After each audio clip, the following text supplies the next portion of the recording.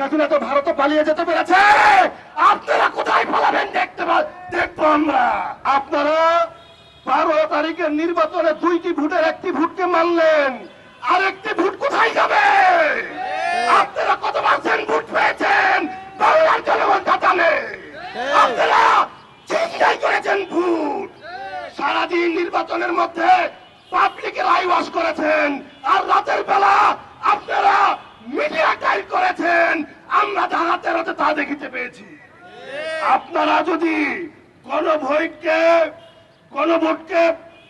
মানতে গরিমিশি করেন, শেখ হাসিনার পতনের চেয়ে ভিন্ন কিছু হবে না। শেখ হাসিনা তো ভারতে পালিয়ে যেতে পেরেছে, আপনারা কোথায় পালাবেন দেখবো আমরা। প্রিয় ছাত্র যুবক তরুণ ভাইয়েরা, আগামী আন্দোলন শুধু বাংলাদেশ খেলাফত মজলিস, যুব মজলিস, ছাত্র মজলিসের না।